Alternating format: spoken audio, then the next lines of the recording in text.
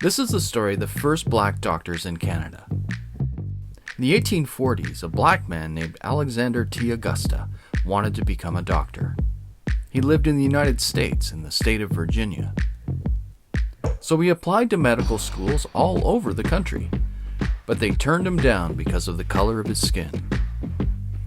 But he didn't give up. He applied to a medical school in Toronto, Canada, and got in. He attended Toronto's Trinity Medical College, and by 1850 he had graduated as a doctor. He was the first licensed black doctor in North America. Dr. Augusta stayed in Toronto and became the head of Toronto City Hospital, which is now the Toronto General Hospital. And that's where he met this young man, Anderson Ruffin Abbott. He was born in Toronto. His parents were wealthy. They owned 48 buildings in the city.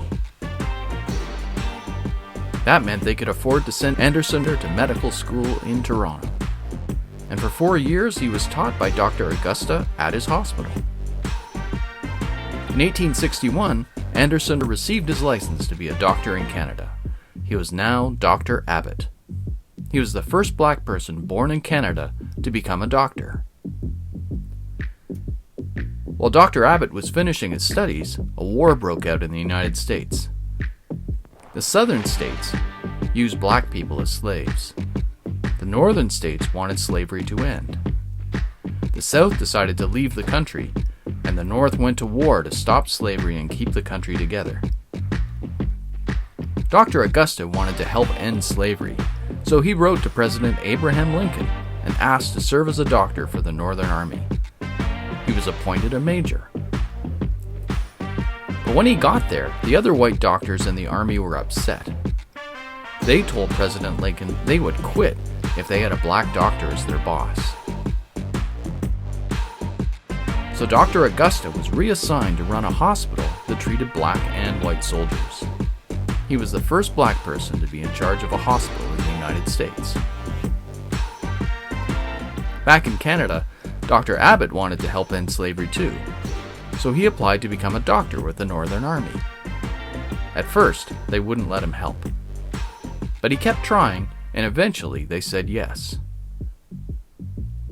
He was assigned to take care of wounded black soldiers and people who had been enslaved who had escaped the South. There were 11,000 surgeons in the Northern Army, and only 8 were black. Dr. Abbott and Dr. Augusta were 2 of them. One day, the president, Abraham Lincoln, invited Army officers to come to the White House. Dr. Augusta and Dr. Abbott were the only 2 black people invited. The other white guests didn't like having them there, but President Lincoln was friendly. In fact, Dr. Abbott and the president became friends. In 1865, the war finally ended. A week later, a man shot President Lincoln. He was taken to a house nearby. Dr. Abbott was one of the doctors who cared for President Lincoln as he died of his wounds. After the war, Dr. Augusta stayed in the United States. He became the first black teacher at an American medical school. Dr. Abbott went back to Canada. He got married, practiced as a doctor, and as a coroner. He taught in schools and told people that schools should be open to everyone, no matter what the color of their skin. He died in 1913, the first black doctor to be born in Canada. 5 years later, Canadian medical schools closed their doors to black medical students.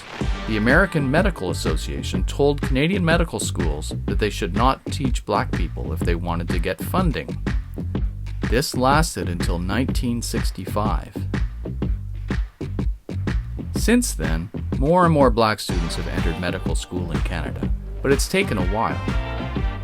This year, there were 24 black students enrolled in the medical school at the University of Toronto, and it all started with Dr. Augusta and Dr. Anderson Ruffin Abbott.